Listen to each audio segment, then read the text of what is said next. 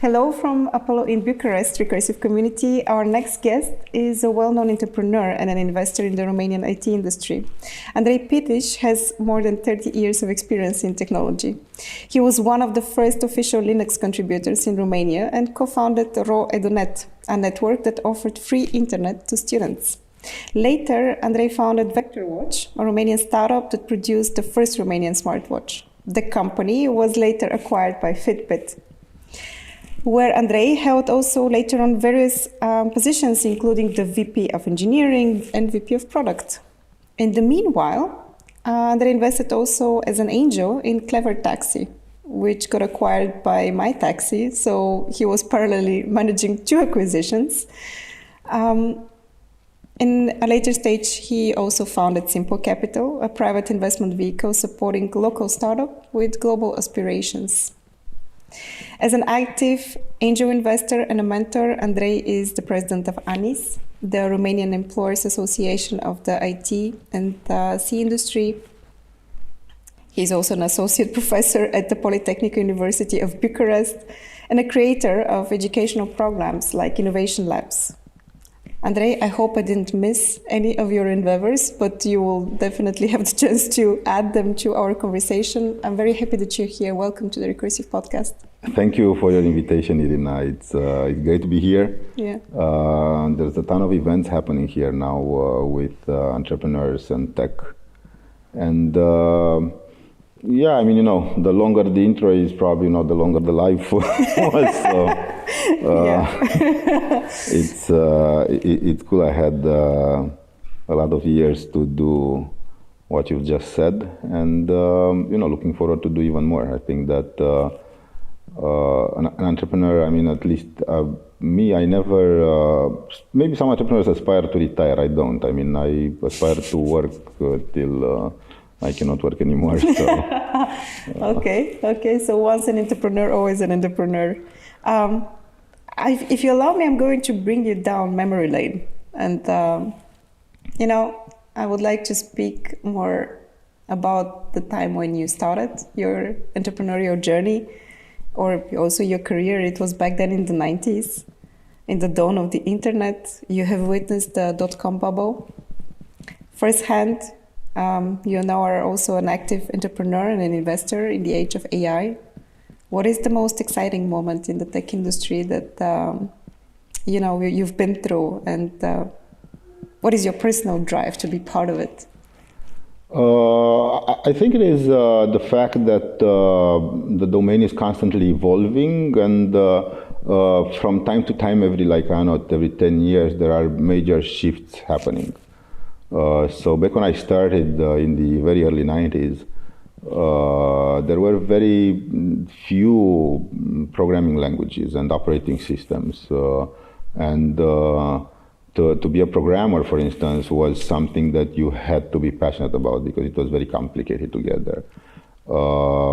And very soon in the late 90s, a lot of languages appeared, you know, because before you had only like C or C++ and maybe a couple others, Pascal, that basic that were used.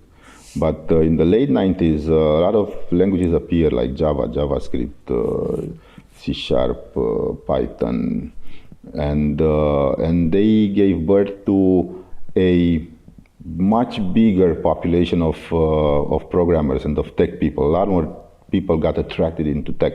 Also, early 2000s, a lot of websites appeared, and then the bubble happened, and that also was a huge catalyst to more entrepreneurship, or or for the domain to grow, right? Mm-hmm. And then it was a little bit of calm for a while because the whole tech was recovering from the bubble that burst in 2000. But then 2008, when the financial crisis came in, the blockchain appeared, right? And another wave of people that got into tech and started to create all sorts of platforms and programs. And now, and this was like 2008, 2010, right? And now 10 years after, there's another wave of AI that gets even more people into tech. A lot of people are bragging that they can now write code using ChatGPT's features. So there's even more people coming into this domain. So there's another bubble and another, it's exciting, because a lot of people discover the domain. They come and they, and it's nice, to have witnessed everything, almost everything. What lessons can you draw from, observing all these mega trends and then, also the periods where they come down, they become commodity? What did you learn about technology and entrepreneurship in this time? Somehow it's reinventing itself, and somehow it's like going back to the roots and reinventing again. This is what I see. It is an evolution, but it's an evolution in big steps. Somehow, because a lot of new people come in, they start somehow from zero. So in algorithms, they're still the same algorithms. And even, now in the age of AI, people start to learn about algorithms. So in a sense, everything is new, but everything is old. It's very hard to explain to somebody that's not witnessed this and is out of the domain. But so anyway, there is a history repeating. It's cyclical. It goes higher every time, and there's more people in it.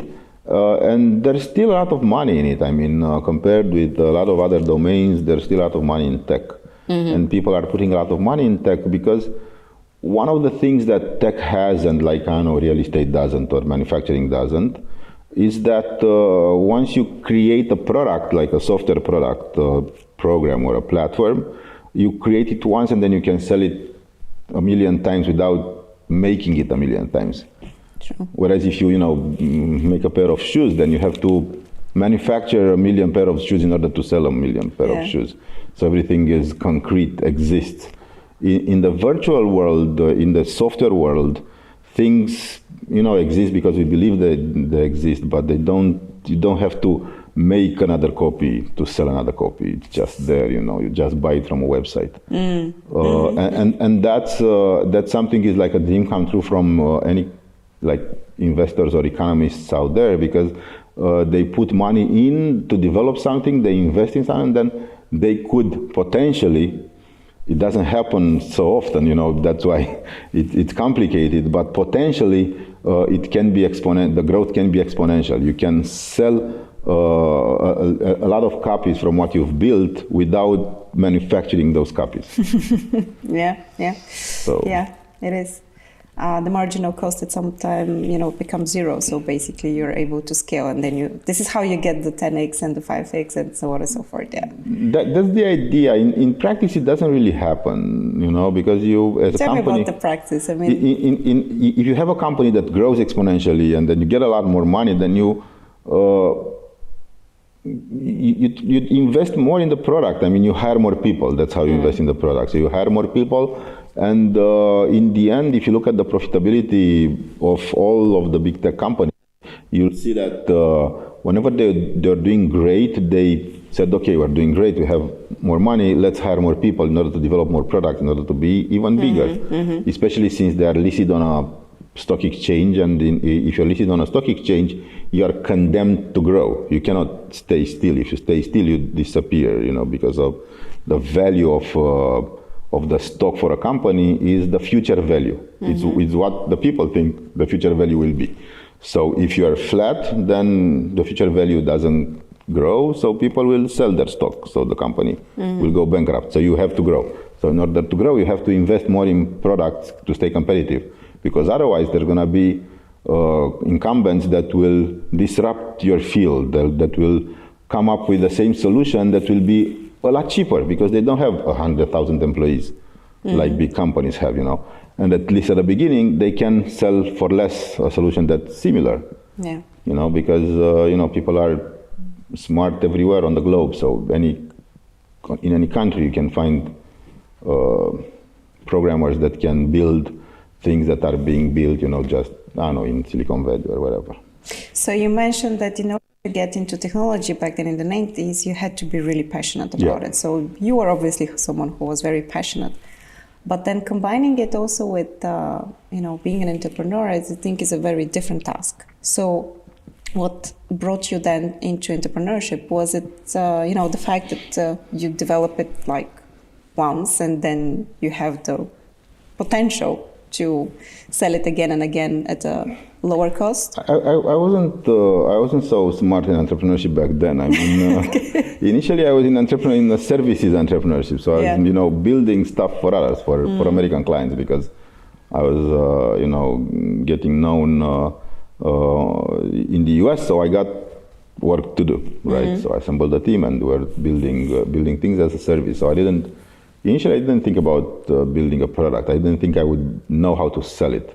Because then, I mean, if you start thinking of a tech company as of a company, you have the programmers that are building the product, but then you have to have sales, you have to have marketing, you have to have, communications, you have to have a lot of the other business functions that they don't naturally mix with programmers. I mean, they're not naturally attracted to selling software.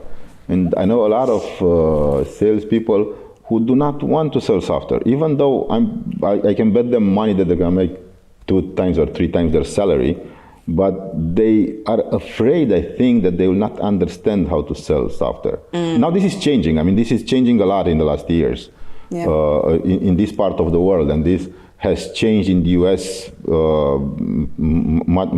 lot of years ago, where business people from any other like retail or any other domain, like even real estate or domains that are very concrete, moved to software, moved to tech, and started to understand how to sell software.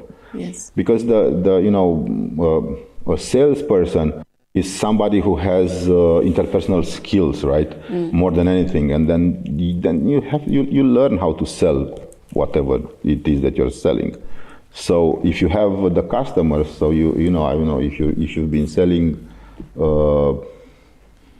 coffee, for instance, to big companies, then you can also sell HR software to those big companies. Why not? I mean, it's just a different person in the company. But if you know the account, if you know somebody, so that a lot of now people are realizing that, and now it's a time when also in our part of the world, since a few years ago, people from other businesses are getting together with tech people in order to create a product company. True. I can subscribe to that. I was actually very surprised at some point. Someone offered me a job over LinkedIn, and it was for a data automation software, a data warehouse automation software. And I remember going to the job interview, and I didn't know what a data warehouse is. I literally opened Wikipedia. And at the interview, I was very honest, and I told him, I don't know anything about this. I mean, I just, I'm just read the Wikipedia article on data warehousing. And he said, but that's not a problem. This is not what I'm looking for. You don't need to, you can learn that. I need someone who would do the other part of it. So I think, the theoretical part of a software product, you can learn, especially if you want to learn it. But, getting the interpersonal skills for sales is something that can be learned as well, but it's much more difficult. You have to have them, and you have to. That's why a lot of companies were successful at selling services from our part of the world, because in services you are selling yourself, you're selling your skills, right? And a lot of the companies that sell services from here were established by former programmers or from technical people, and they can sell themselves, and then they can sell the services of other very smart people. But when you want to sell a product, in order to sell a product, you have to have all these functions, and you have to be able to create a brand. Because people will be buying that brand, right? That brand of the product. And in order to create that brand, you have to have the ability to make magic, because you have to put that word inside of people's brains, and they have to, when they think of that word, that of the brand that you're creating, they have to think about what you want them to think. I mean, what what really means, right? Mm-hmm. I mean, like all of the big companies, right? Like now everybody knows what Google is, but when Google started, nobody knew what Google was, right? This is the magic that Google or Facebook or all of the others, they put that word inside of our brains, and now we know what it is. Yeah, it starts to live there. Sometimes when I speak to potential customers, also at the Recursive, about branding, I try to describe that. So if your company has its registered, form, the firm basically in the commercial registry, then the brand is the personality, of this company. You basically start creating a whole personality around it with, the way it looks, the way it speaks, the way it moves, and also all the colors, the mindset behind it, the philosophy behind it. You basically start creating a whole person. And all of these, you have to create them in the mind of others. Exactly. And this is what a magician does. Yeah. It creates images that are not there, Illusions. before. It's like it's almost like an illusion. I mean, it's like images, right? I mean, when you think of the recursive, then you have to have an image, even if it's blurry, but it has to represent something that makes you wanna look at it, or subscribe to it, or that. Yeah, true.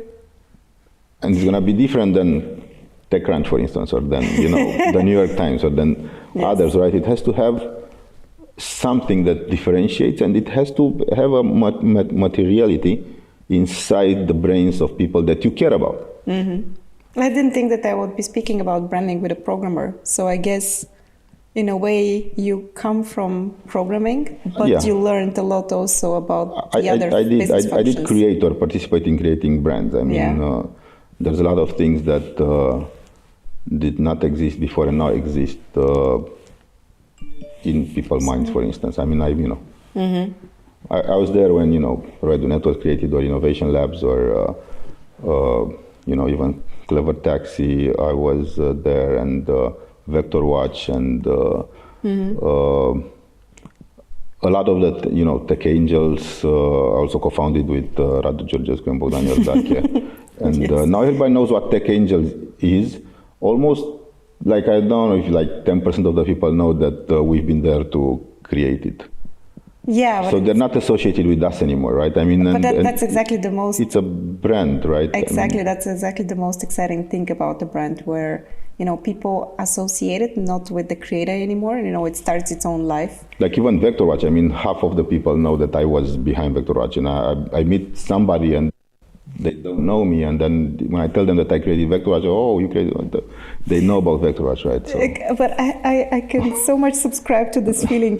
When we started with the Recursive, people would associate the brand, of course, with me and also with my co-founder. And then at some point I started going to parties, and people would know of the Recursive, but they wouldn't know me. That was so amazing. That's how brand is created. I mean, the mechanism is, it starts from you, and it has to go in circles. So then first your friends will know about it. So because your friends know about it, the friends know you, so they know that you are the brand, right? Then the friends of your friends will know about it, and they will still know about you. Then the friends of your friends of your friends know about it, and they don't know you anymore. Sure. So they know about the brand. They know what is being told, and it's important to have for a brand to have some characteristics that are very easy to transmit, to communicate, because otherwise things can get lost, and the magic that you are trying to create will not get to the ones that that you want to get. No. Yes. And no amount of marketing is going to help your branding if it doesn't go organically. I mean, you can invest in marketing like millions. If it doesn't have a solid stand, I mean, if it didn't go out through these concentric circles, through your friends of friends, it doesn't have a foundation. And what is the... So you spend money, and the money goes to drain, because people find out about it. They found, and if then you are still associated, let's say, and then they ask your friends what is the Recursive, and they they don't know, and they say, "Oh, but it's Irina has done it." No, because she's my friend and I don't know about it. Then the whole magic disappears. So it has to go like that, and then it has to grow. From your perspective, what is the crucial part to build a brand like that? You know, to let it develop organically.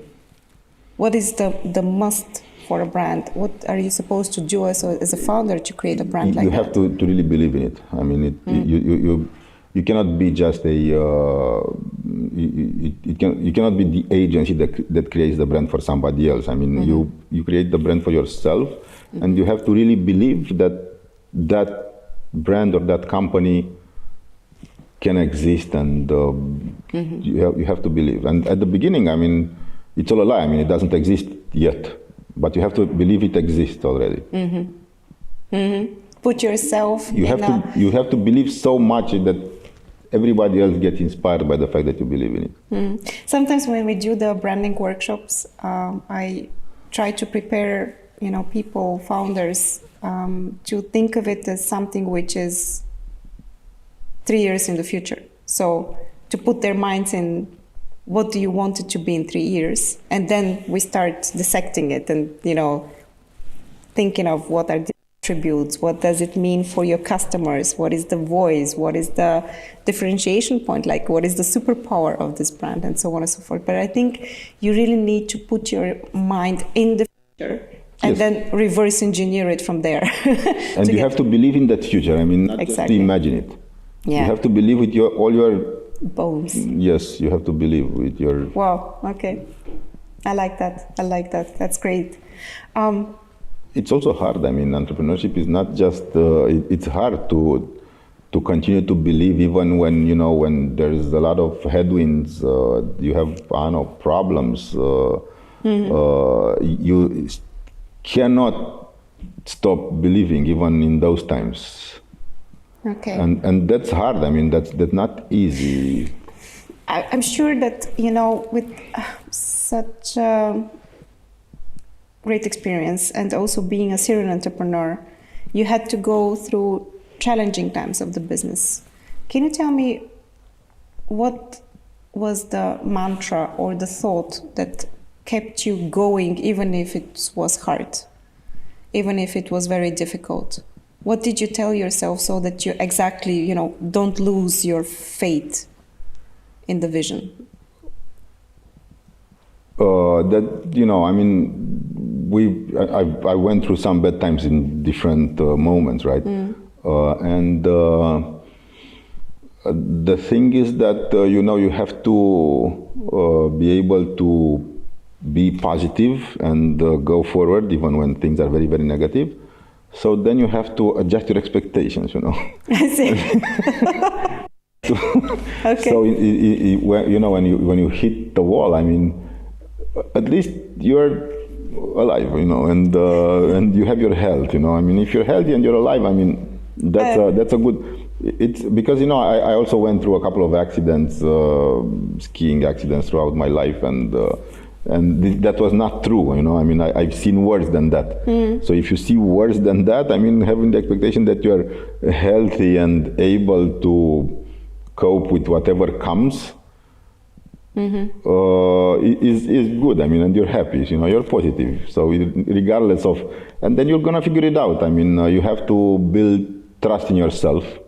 And I would say that probably that comes gradually with age. Some people are crazier than others, but most people, they try something, they fail, but then they succeed, so that builds trust. And then at some point, I mean, whenever I started anew, because I had a few cycles and I was hired in a company, then I just left in order to start entrepreneurship again. I started from zero, and being able to do that gave me more confidence than whenever. So if everything disappears and I'll start from zero, I'll be able to somehow manage to do it. Yes. So, but you build this confidence in years. I mean, it doesn't come naturally. I mean, of course, that everybody has their doubts when they're young and they don't know what they're gonna do and if they're gonna be able to manage it. Or. But the thing is that most people are. I mean, all people that I know, they're stronger than they think they are. But I also like the first part of what you mentioned, being appreciative of what you have. Yes. Like, okay, you're hitting the wall or you're hitting the floor, depends on what's the trajectory. And then you go back to appreciating what and you being have, grateful for what you have. In order to get into a positive state of mind so that you can solve the problems that you're having, right? Okay. Because otherwise, I mean, if you are stuck in the problem, then you can, you may not be able to find a good solution to it. I mean, you have to be in a good state of mind in order to have a good solution. Do you have also some other life hacks? Like, I don't know, a lot of people lately do meditation or they do some kind of like psychedelics, or I also heard from Rado that you are a coffee aficionado. Yeah, so one thing I think that everybody who's an entrepreneur or in the tech world and they are manipulating virtual things, yes. even like a journalist or, because things are immaterial. I mean, intangible. Intangible. I mean, you don't even have a typewriter anymore. I mean, at least the typewriter had a. You don't even print your articles anymore, right? I mean, they go directly to the website. Exactly. So this is also true for programmers. I mean, and also for like accountants, for instance. They also now they work at their computers, right? I mean, a lot of people, they say they don't want to be programmers because they don't want to sit all their life at the computer, which happens in most of other jobs as well. I mean, very, very unrelated. So because of that, and because what you create as a digital creator, even if you're, programmer or journalist or whatever, is immaterial, I found studies that indicate that you have to have a hobby and you have to create something with your hands, something that exists. So be it, I mean, you can do like small furniture or home improvements or gardening, or, I picked coffee. And coffee is also very manual. It's a very manual thing. You grind it, you tamp it, everything is very manual, and the result is material. So it's a cup of coffee, right? And has and that helps with mental health, relaxation. Also, coffee has a very good taste, reputation to be a good thing. And meditation as well. I think that when you're very, very stressed, you have to know how to use breathing in order to calm yourself down and to have a sort of a meditation or visualization technique to take the negative thoughts out of your head in order to concentrate on what you already have and to start solving from there, from that part. Yeah, that was a very insightful moment for me at some point where I was in a stressed state and I just couldn't control my thoughts. And in these moments, you realize that you may not be able to control your head, but you can always control your breathing. You can always start breathing slower, and then it kind of, helps your mind. And that helps your mind relax. Yeah. I also used Scotch as a therapy. I don't recommend it. I mean, but I did use it, in order to be able to sleep at some point when things are very, very stressful. But then, while I was at Fitbit, we were developing the sleep function, and I was looking at the heart rate, and alcohol at night helps you sleep, but the sleep you're getting is very, very poor. Yeah. So, for at least 3 hours, your heart races a lot, and only after 3 or 4 hours it starts beating normally like in sleep. So actually the only hours of sleep that you get if you drank the night before are very few, of the relaxing sleep. Actually, this is how I learned about a thing which is called holiday heart syndrome. So when you don't drink a lot in your everyday life, but then all of a sudden you drink more than usual, so we are usually at a party, at some time in the night you have this racing heart that wakes you up. I used to get this with age. I think we realize how bad alcohol is only with age.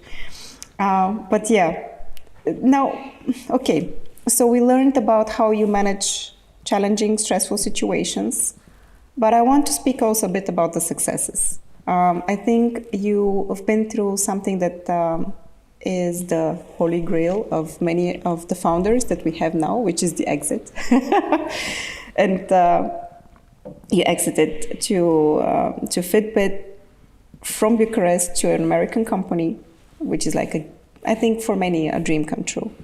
But can you tell me what goes with it?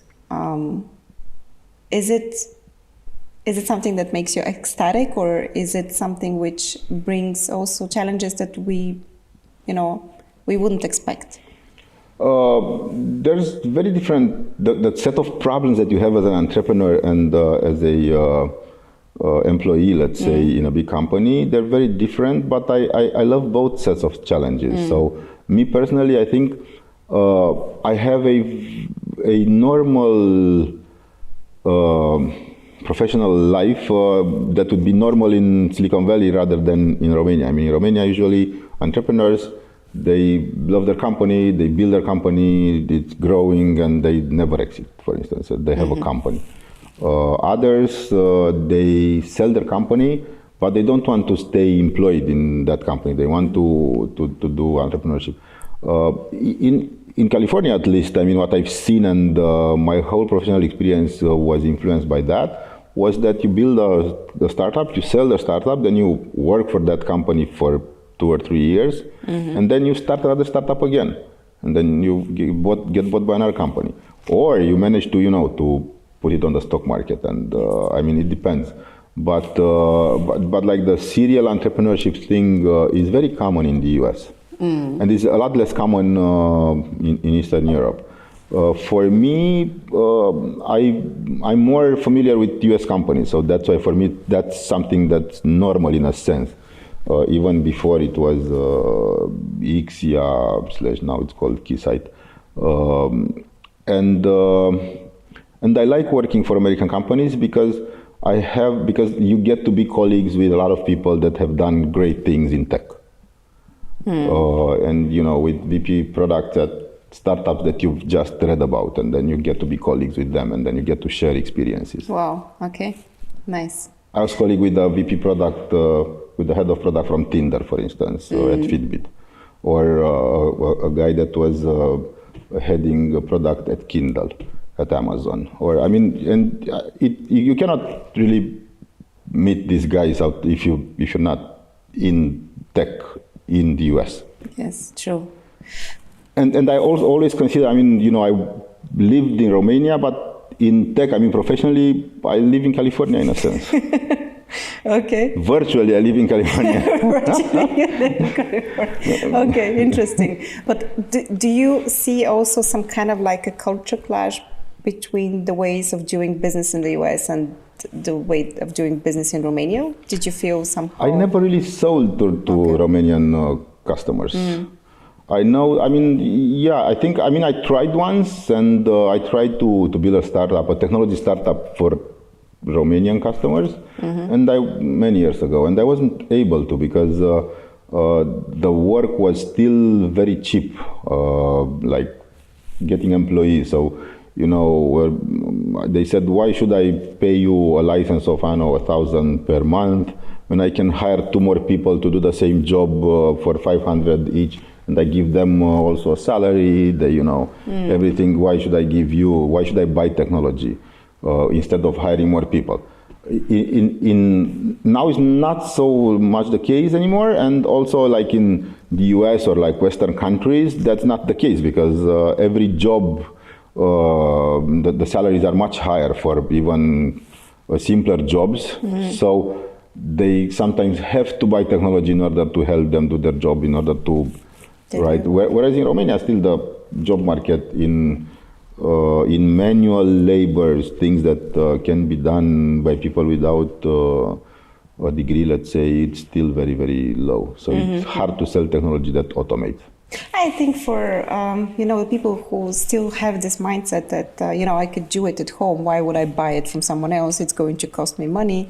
I think they also often underestimate the cost of doing business. I mean, it's not only the salaries. You have so many other things that you need to consider if you want to replicate. If you build a software product, I mean, I'm at Pentest Tools. This is a company that was created by Adrian Furtuna. He came to Innovation Labs a few years ago to see. It was a side project for him, right? And we help, and I helped him. Now we're colleagues there. We help him build a company. It's grown a lot. It's a product that is for penetration testers, for pen testers, right? There's pen testers everywhere on the globe, but we have mostly clients from the US, because people in the US, they know they have to pay money for intellectual property. They have to pay money in order to get a tool, right? From other countries, and I don't want to name them, and not just Romania, but also other Eastern countries, they don't pay. They do somehow. I mean, they make another account. They use our tools, but they don't pay. So or they copy it. That's the thing. I mean, it's hard to sell to sell in countries that don't want to pay for that. Yeah. And it's easier to say and to create value for US customers. And why not do that? I mean, of course, you have to understand US customers. You have to spend some time maybe living there or understanding them. But after you do that, you can create value. And I know there's been a lot of companies from the region that are doing that, even from Romania or Bulgaria, that have created like developer tools or all sorts of tools for technical people. And most of the customers were from the US or from Western Europe. Yes, because they want to pay for it's a question of sophistication of the market in a way. I think we are slowly getting there as well, but it was not something, especially when you started, that was present. Still, like even for Netflix, a lot of people don't want to pay for Netflix, right? Yes, people share the same account, 5 of them. Yeah, true. Yeah. So you changed over time also the perspective. I mean, you started actually as an angel already at VectorWatch, and then you had also the exit with CleverTaxi to MyTaxi. I wonder, from this perspective, what is it necessary in a founding team to recognize that they have the potential for a global vision or for a global success? What are you looking at? I think it's hard to explain, but it's very easy to see. I mean, if you speak with a founding team and they keep saying how they're gonna launch in Romania and then scale globally, then they're never gonna scale globally. Like, I've not seen this happening even once. Wow, okay. This doesn't happen. I mean, this is like a story that they keep telling the investors, and the investors keep buying this story for a reason that I don't understand. It's also often the investors who keep on pushing them, like, you need to do your product market fit here. This is, I can say stupid, right? I mean, this is stupid. I mean, it is stupid, because Romania is the least reproducible country in the world. If something happens in Romania, it means it's never going to happen anywhere else. It could happen in Bulgaria, come on. Not even, because Bulgaria, I mean, Romania is the only Latin language former communist country that had an uninterrupted history of computer science, but also has a very particular mindset and language that only exists maybe in Moldova. Yes. Moldova is maybe similar to Romania, but there's no other country on earth that is similar. So if you're successful here, you're going to be successful here. I've seen many companies trying to get out of Romania. Yeah. They've never succeeded, like with tens of millions, like in investment. Okay. It's never going to happen, ever. So, and it doesn't have to happen. I mean, the thing is that you can launch. I mean, you have a great idea, you have a great product. You launch in London, you launch in New York, you launch somewhere else. And then you bring it to Romania, it's going to be successful. Okay. That's but you don't launch it here. And first, because it's hard to be successful in any country. I mean, it's hard to be successful in Romania, it's not easy. No. It's never easy. I mean, it's not easy. I'm not saying it's easy. It's hard to be, but if you are successful in Romania, then you have a set of skills that are not replicable for any other country. And in this sense, what does it take to choose the right market? Because I'm also thinking that it's not always necessarily the US. It's not necessarily the US, no. Yeah. It is whatever you see the founding team. I mean, now a lot of young people, they're very international. I mean, they've lived abroad. They've done their diploma in the UK or in the Netherlands or in Paris or in Milan. I don't know. I mean, or in Germany. I mean, there's a lot of factors. So they live there and they speak the language. They understand the locals and they see something. That can be done, and they think of that. I mean, you have to understand the market. You have to have lived there in a way, yes, as a founding team member or team itself. And and when you do that, then you realize that that we are humans everywhere. That we're not so different. I mean, now I said that Romania is very different, but we're not really different, right? We're different, but we're not different. However, in order to be successful globally, you have to first understand that they are not smarter or we are not smarter. We are humans everywhere, but the market sophistication and the needs are different. And sophistication means needs for things that you don't need eventually. Like, all the things that we think we need, we don't necessarily need. I mean, we need food, shelter, and water. I mean, we don't actually need a lot to survive, but the Maslow, the Maslow pyramid is the same. We've created everywhere. all sorts of needs. I mean, we think that we need, very fancy espresso machine in order to make very fancy coffee. I mean, you need hot water and coffee in the end, right? Yeah. So all of these needs were pertain to the market sophistication of that country. I mean, if a country has not developed, has not gone beyond the basic needs, and some of the poorer countries in Eastern Europe, there's still a lot of the population is still at the basic needs level. So if you haven't gone beyond the basic needs, then you cannot imagine things like, I need the latest iPhone because that runs that app that I desperately need to have that app in order to call a taxi, for instance. Yeah. Whereas you can call a taxi from a phone. I mean, you can still call a taxi from a phone. So at some point in my life, I was looking a bit more closer to the migration waves that happened, especially in the European Union. And I would look at the map and you would see that, Bulgaria and Romania, they went, and they're still actually there, through a massive brain drain. And it really got me worried. But now listening to you, I'm starting to think that we can turn it into an advantage now. Because all those people who at some point decided to go out and try their luck somewhere else, they might be with the right mindset to create exactly these global companies that we're looking at, and they don't necessarily need to be locally based here anymore. Yeah. Exactly. I see more and more. I mean, I was humbled to see that I got help from a number of Romanians in the US with VectorWatch. Because they like the product, they like the fact that a very innovative product comes from their home country, and then they can brag about that, for instance, or they can be proud about that. Yes. So they helped me without even knowing me before. I was just sending cold emails to people that were at, heading research for big companies that were Romanians, and they were helping.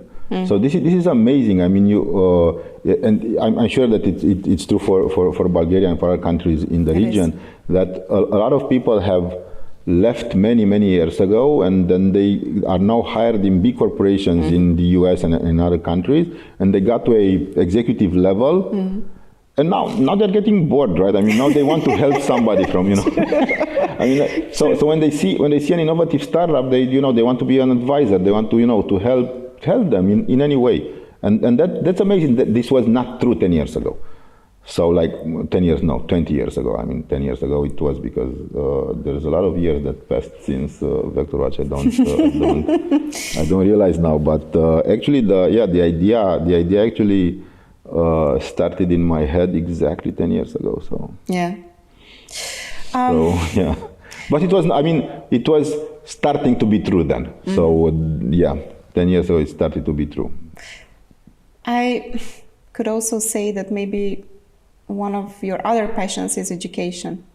Why education? Why, innovation labs? And maybe you can share also about this project. Why also RoEduNet? Why is education important to you? I think RoEduNet was a project that was started many in the very early 90s by Nini Popovic, the regretted Nini Popovic, who wanted to link. He came from another era. He was older than me, and he came from the communism where we didn't have access to information. So he wanted to link the Politehnica University to the internet. So he got that, and then it grew to a nationwide network. So access to information, I think, is like a human right, and now everybody has access to information. But back then, like 30 years ago, almost nobody had, And I was very passionate about giving that access and helping people get that access, because I was very curious, and I also wanted to have that access, So having the access, I just wanted to spread it. And education in general, I think that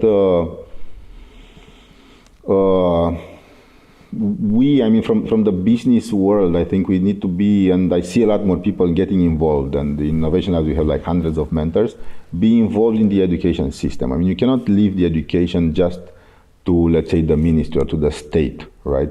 Because, that is important, and that gives the basic education, but they cannot educate people on like real life, and everybody is complaining, we don't have a real life education, we don't know, or like our the current graduates don't know how the real life looks. Of course, because they are being taught by professors, and professors, they live in their own world. It's like a world, it's like a very protected world of professors are very well protected, and they don't have to struggle in the real world, in reality.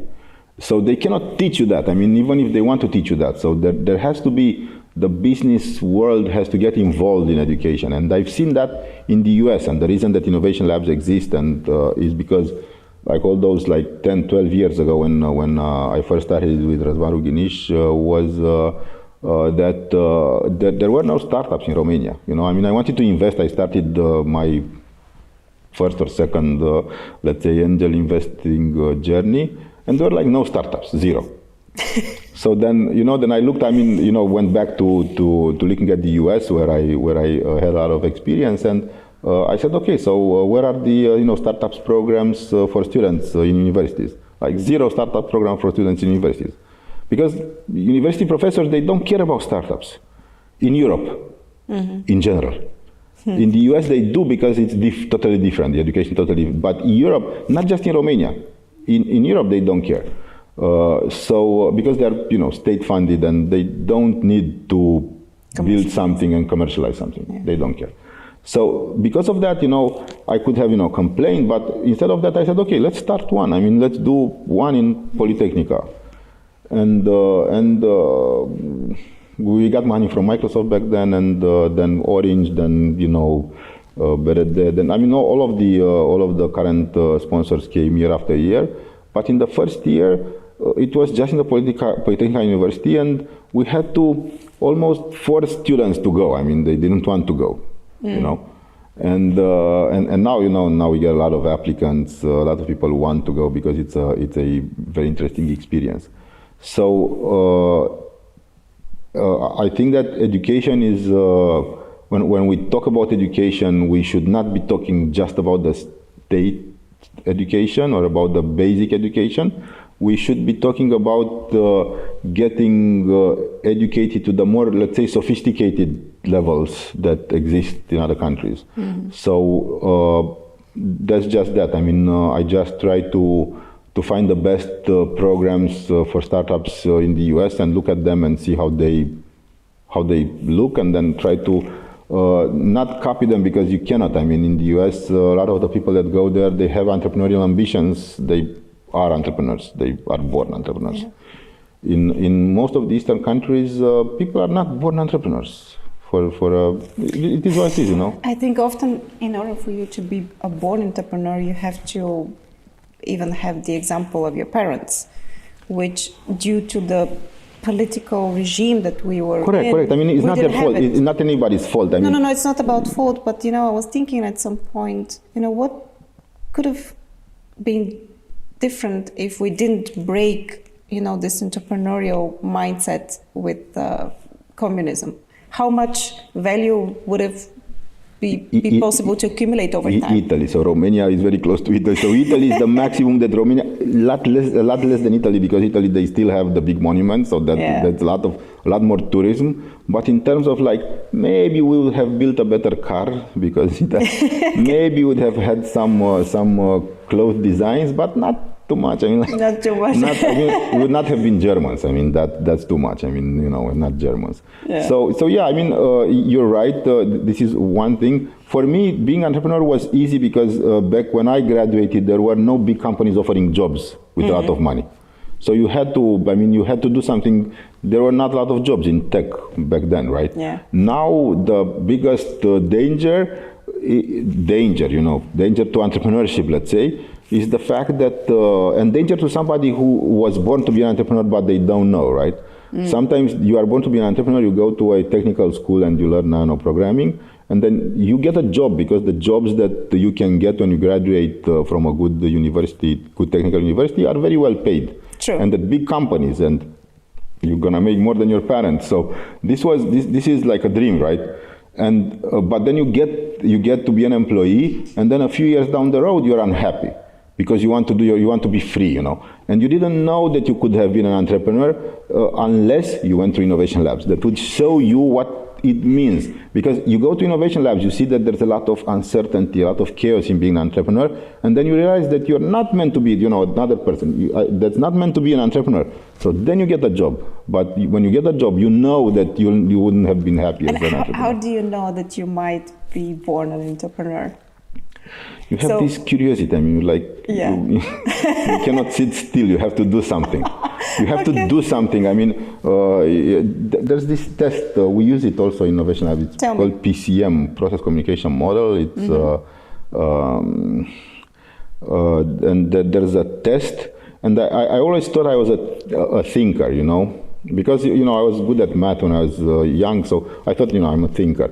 But no, I took this test, and it turns out I'm a promoter, which is like 5% of the people in the world. I do something, and then I think if it was good or not, So, so the entrepreneurs are the ones that do, not the ones that think. If you do things and then you think So it's called the personality assessment is called PCM. Is it? The test PCM, Process Communication Model. It's available for anyone. Anyone can do it. I think you have to. I think you have to pay. I've done it through a trainer. Yes. Paul Olteanu is the best that I. That's a passion of mine. I'm into personality tests. Always so PCM, very introspective, and I'm trying to learn about stuff. It's interesting because it doesn't just show your personality profile. It also shows the stages that you've passed through, because we change in life, right? We don't stay the same as we were born. I was born a very shy guy, so I was extremely shy. You wouldn't believe the level of shyness.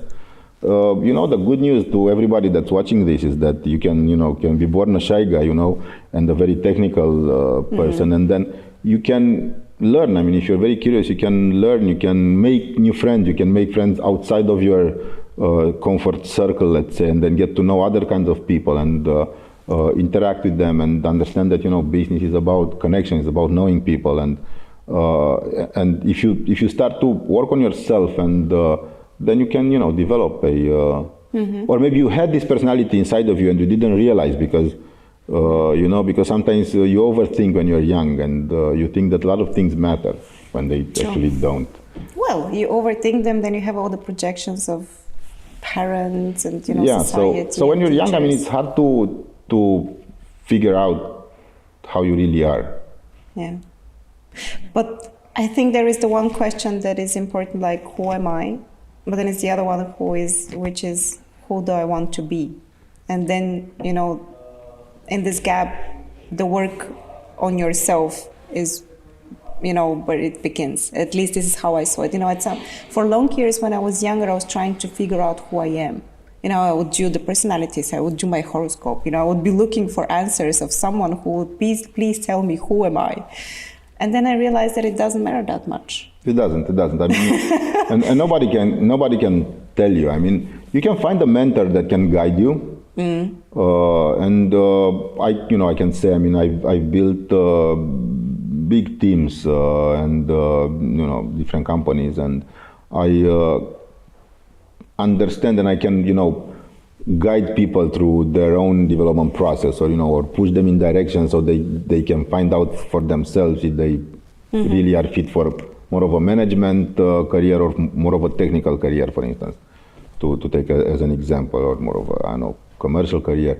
It's not easy to figure out, and sometimes you need help, and it's good to try to find a mentor, or to try to find somebody that you admire and that does things or did things that you want to do. Because there's also a lot of mentors that I see right now who are mentoring startups. Yes. They've never done a startup. It's great, it's all great. I mean, they're coming from business, I understand, and it's great, and you can ask for their advice, when you market your product or all of that. But you cannot ask for their advice in your personal development, because they have not been in your shoes, not even for one day. Okay. So you cannot, if you're an entrepreneur and you want to be an entrepreneur and you're curious if you're an entrepreneur, find an entrepreneur and ask him or her, what should I do in order to figure out better if I'm suited for this or not. But don't find just somebody who's just had a lot of experience in a big corporate. Actually, even though they are wiser than you, definitely, right? You're 20 and that person is maybe 40, and they, they've been through life, and they've, managed big teams. But if they have not been an entrepreneur, they cannot guide you on that path. And the problem is they think they can, and they are giving advice that usually... I think there is, the practical advice, and then there is the moment where you basically learn from just watching how a person is thinking, studying the mindset. And I guess this is best done when you communicate with someone, when you have, as you say, a mentor. Maybe you even have many mentors. I mean, you take this part from one person and another part from a different person. You just have your network of teachers and wise guys. I think, by the way, even podcasts. I mean, what we're doing here, I hope that I hope it helps them. That's why I'm here. I mean, I'm not here to promote myself or do anything. I mean, to whoever is watching this, I'm hoping that they find some sort of inspiration in the things that I say about my development, and maybe they also, they're very young and shy, and they think, I've never been an entrepreneur, and that's simply not true. I mean, if you want, and you have to try. You have to try. I mean, the life is short. I mean, you have to try to do things. Yes. Where are you right now in your life, as an entrepreneur? You mentioned that, once an entrepreneur, always an entrepreneur. You never really stop. So what comes next? I mean, I did invest for a while with Simple Capital, and we have a portfolio of 25 companies. Some of them are doing quite well, and the others are are growing, and they're working at the next stage. So that's fine, and I have a whole team that's working with the companies in this portfolio. But for me, I mean, I'm gonna start being an entrepreneur again, and I've already started since last year. You miss it? I mean, because it's one thing. It's nice to be alongside entrepreneurs and helping them along the journey. And I've been an entrepreneur, and I can help them. You can ask them if you want. But after a while, there's two things that are happening. One, you lose your own entrepreneurial experience starts to fade away, because it's been many years in the past. So you don't. I feel like an imposter telling them what to do, because I've been an entrepreneur many years ago, Yeah. So I want to be an entrepreneur again, so that I can tell the next generation of entrepreneurs Get after back that on the something, field. This one thing, and another thing is that you miss it. I mean, you miss creating a brand, you miss launching it, you miss having, your customers that are passionate about the tools that you've built. And what is your startup now? Genezio is a startup for developers. We are innovating in the cloud native development. We think that cloud development has to be easier. Yes. Right now, it became very complicated. All the big guys, the Amazons, the Googles of the world, they built big clouds and that they're selling to a lot of people for a lot of money. And the cloud that they're selling became very, very complicated that the average programmer would not even know. I mean, they would need a DevOps in order to be able to set up their account and to start the servers and to, do everything that needs to be done in order for their app to work in their website or their mobile app to work in the cloud, right? And there's a few companies that are starting to do that to make cloud more accessible, and especially since there's going to be more programmers in the world, right? I mean, there's going to be also artificial programmers in the world. Yeah, I mean, and then you're going to be able to write code or do something, and that too has to live somewhere on a server and has to be managed and has to be scaled up and down depending on the usage. So we're building all that. There's a team that is partly from my old VectorWatch team and partly from new people out of innovation labs. And it's amazing to see how the different generations, like different someone in their 20s, someone in their early 30s. And for me also it's amazing to build a team again, to see how they interact and to see how they work together and how they create something that's larger than any of them could have done by themselves. Is it the same like it used to be when you were an entrepreneur? It gets better with time. Yeah. Yeah, because some of the things you know already and you can solve a lot easier. So then you can concentrate with creating even more value in the team and giving them more value, because once you've assembled the team, I mean, you have expectations from them, but they also have expectations from you, right? So this is like a virtuous cycle that helps us all grow. And I don't think, even though I've done a lot of things, I don't think that I've done it all. There's a lot of things that I don't know how to do, right? And that I want to learn. And what do you want to learn? What I'm doing now. Build a company that's way bigger than what I've built before, for instance. Okay. And not sell it, let's say, fast. And grow it further. To the end, okay. Till it makes sense. We'll see. I want to grow it. I want to bring a lot of innovation. I want to, we have many things that we're very excited about that we are developing. We have something that's public, but we have things that are not public yet, and we're very excited about. And I think that that cloud programming can be easier, can be more efficient. I think that with the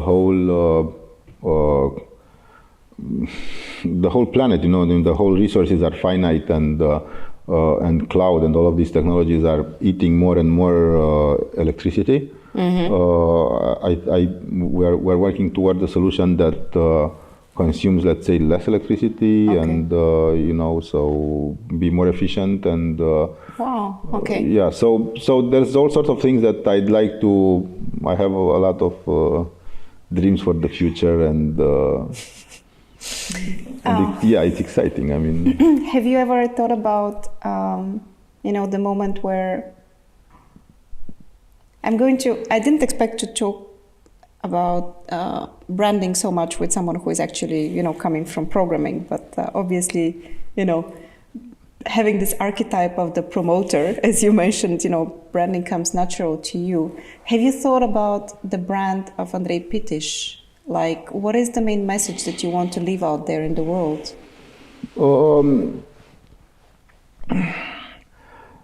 I think my name has a brand. I think that my brand is related to entrepreneurship and education. These are the big things that I want to leave out there. And I know I don't think too much about it. I just do the things that I love, and they just get out.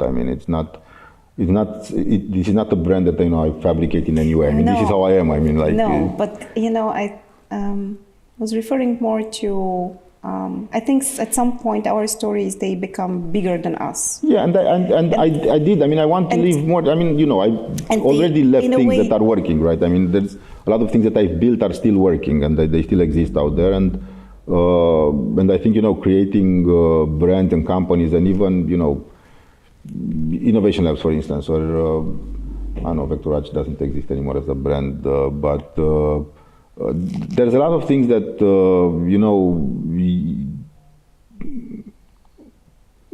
will live long after people who build them will no longer be with us. I mean, and if you have to synthesize the story in one sentence, that is going to maybe be an inspiration for others or be a sort of a wisdom for the next generation of entrepreneurs or innovators here in the region or even beyond that, what would it be? That it's possible. I mean, that the borders are just in their minds, and that we're not, if we, in any other field, in any other concrete field, we, all these countries in this region were at the edge of an empire, right? We're never the middle of we're never the center of anything, right? We were always at the edge of the Turkish Empire or the Austro-Hungarian Empire or the Russian Empire or the, all of the empires were somewhere far away, right? So we have a mentality for somebody that's outside of the center, we have a mentality, and if you outsiders. If you look at of like an edge mentality. Yeah. And like somebody who, for instance, was born in another city and they look at the capital of the country as being the center. They want to be in the capital of the country, right? We were in a province, always in a province. We were never the capital of anything. But this is something that is in our heads. This is not, I mean, it was real, but in our heads, I mean, if you build a map of internet or anything, like we have some of the biggest speeds of internet in the world. I mean, we have a lot of things that are better than anything else. And so you can build a mental map where we are at the center, I love that. We don't have to be, I mean, like it is what it is, right? I mean, you have to go a long way from Paris, on the road, and the roads are not very good, right? So we are somewhere, it's clear that we're somewhere on an edge where the roads are horrible, right? But in the highways of the internet, we are not at any edge. We are like in the center. I couldn't say it better. I love that. Thank you. Wow. Thank you also for this conversation. I know that you have you're welcome. A tight time Irina, schedule. It was a pleasure talking to you. Same. And congratulations for launching the Recursive. I think it was needed. Over the years, I did involve some of the publications that were open in innovation labs, for instance, because I believe that things don't happen unless somebody writes about them. And one of the reasons that Silicon Valley exists is that those entrepreneurs are not just in the business press, they're like in the tabloids. I mean, they're like, so they're like the, they are the,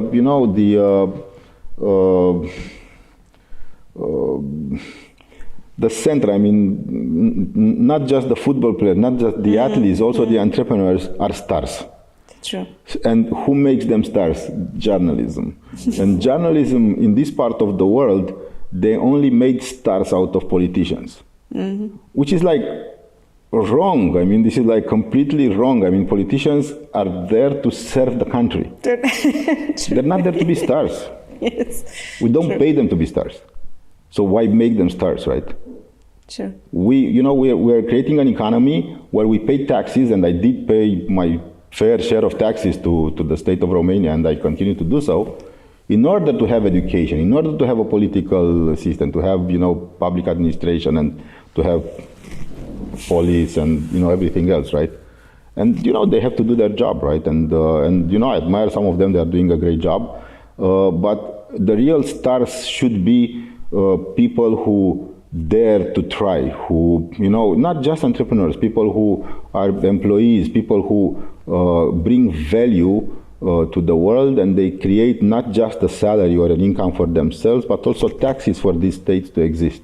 This is another discussion if states should exist or not, but we live in a world where states exist, and state exists because there is business, because business creates taxes, and taxes creates the possibility for the state to exist. So the ones that are moving things in the business world, in the real world, where everything is based on trust. I mean, you cannot sell something, in a free world. You can only sell to somebody who trusts you, because otherwise they would not give you their money if they wouldn't trust that what you give them is valuable. Nobody forces them to do so, right? So in a real economy, in a real free economy, you are forced to live up to your word. You have to be trustful. You cannot, You can't be just a scam. Well, not in the long run. Yeah. Not in the long run. Yeah. Yeah, you can be that in the short run. But I do believe in the power of stories, and I guess this is why we created also the Recursive. That I'm not in a different business, because I myself was very interested in people's stories, but also because I believe that in the end it comes down to the stories that we tell ourselves in the head that is going to define our path ahead. It's not so much about, I told you before that, it's not about who you are, what's the core, what you're born with, but what do you want to become? Yeah, I love this, because I also use change the stories that you tell yourself in order to change yourself. I tell this to people, and ask them, what do you think? And they say, I think this and this and this, and these are all stories. You tell these stories to yourself. As long as you're going to keep telling them, you're going to be stuck where you are. Change the stories that you tell yourself. We live in a very beautiful part of the world. We live in countries that are, still poorer than other bigger countries, but that are developing at a higher rate. So the economies are growing at a faster pace. Things are happening. It's probably one of the best places to be an entrepreneur, and especially in tech, one of the best places where there's a lot of very talented tech people. And if you can understand like a foreign market, a market that's more sophisticated, where you build product for, you build the product here, you sell the product there, and it's just perfect. It's a dream come true. I can only subscribe to that. Wow, thank you. Thank you, Irina. Great. We will keep track of your future endeavors. I'm very curious. Thank you very much. Me too. I will. Yes. I'm sure that it's not going to be the last one. Even if it's more ambitious than this one, I see that you're in a way also still radiating this, I cannot stand still. I need to do something, which is a great trait for entrepreneurship. Andrei, thank you so much for taking the time and being here. Thank you, Irina. And if you are just as passionate about innovation as we are, hit subscribe for the Recursive podcast on YouTube or your favorite podcast platform. We're everywhere.